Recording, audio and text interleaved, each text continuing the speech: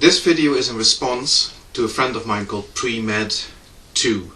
Now I, thanks to all the vote bots, have had lots of new subscribers, and I know that a good number of you don't know who this is, so do go and check out Premed2. He's entertaining, he's clever, he's witty, and he's just a very, very nice guy. So check out his channel. This is another person who is well worth subscribing to. Anyway, Premed2 made a video on the topic of free will, and he pointed out that if you take a scientific outlook on life, there seems to be no room for free will. And at first, his argument seems to be very, very persuasive indeed. Because if you think about it, right, according to a scientific outlook on life, the universe, reality, is governed by, as Premed would call it, simple rules. Complicated enough really, but still, by a number of rules, laws of nature, that pretty much dictate how things proceed within nature. They dictate how nature behaves. What happens in nature is dictated by a number of rules that are in themselves very, very simple. They could even be deterministic, even though it is not 100% certain that they are. Still, it doesn't really matter in the end.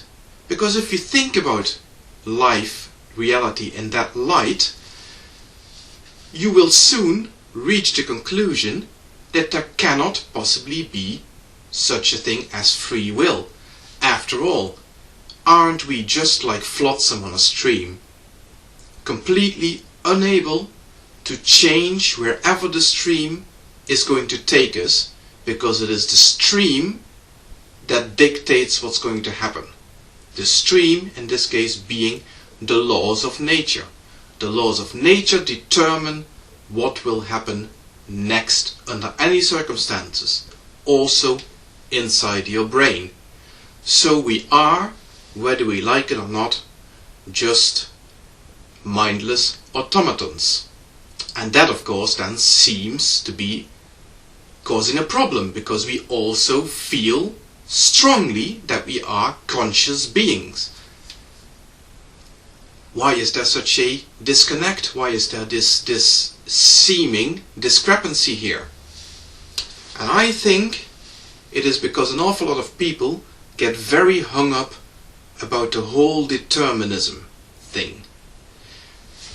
Even if you don't think that nature is completely deterministic, it doesn't really matter.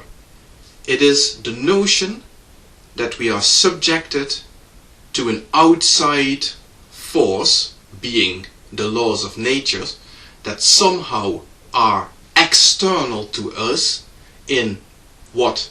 A metaphysical realm of some description, and that then dictate what should happen to us, and that we are left in a position where we don't have any say.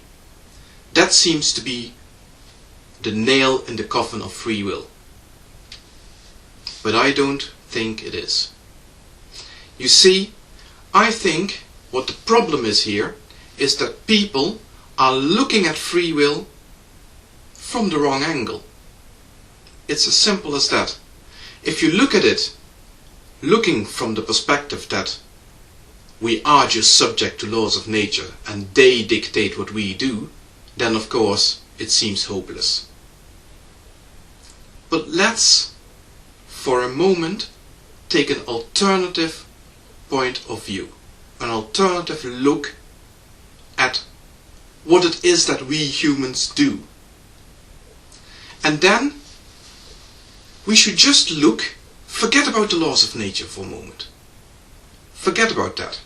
Let's just park that for a moment, because all that considering those will lead to is this constant tight little circle of they determine what we do, we have no say, there's no free will, and it won't get us anywhere. Let's just look at the whole thing from the perspective of let's see whether we can define what it takes in order to be able to say that you've got free will. Here are a number of suggestions of what it would take for something to be able to say that it has free will.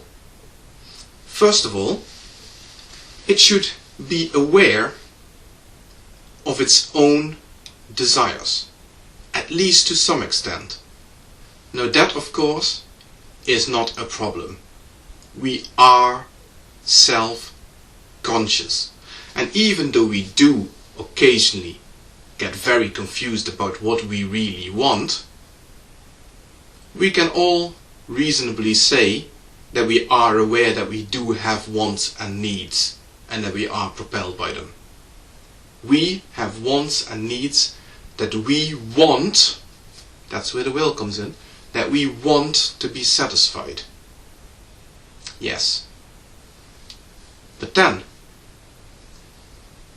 the other thing that we should have, if we could say, if we would want to be reasonably able to say that we have free will, is this: the ability to look at all the options that are available to us and evaluate them on their merit.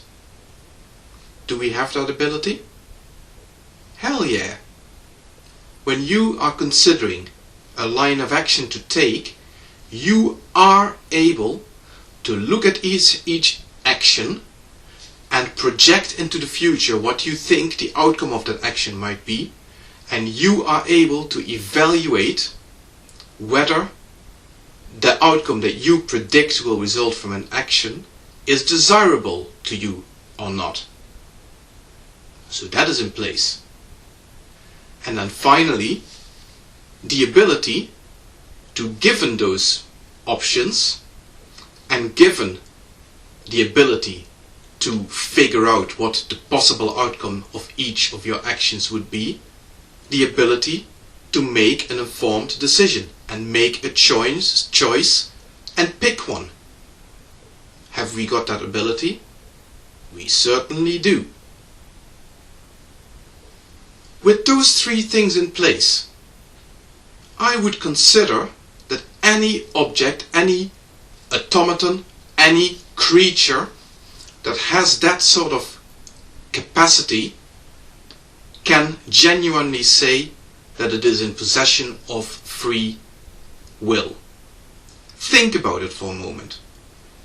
Even if it turns out that the mechanisms that underlie these capacities are completely deterministic and algorithmic, for want of a better word, determined programmatically in some way or another. Think about what else would an organism want? What else would you want? What else could enhance your capacity to steer a situation into a desired outcome? What could be added to those three things in order to make your will freer, to make it feel like you have more control over your life? I cannot think of anything. Can you? So I think it is completely pointless to get hung up about how deterministic reality might be and what this might mean. I think if we look at what we human beings are capable of, we can fairly say that we are in possession of free will.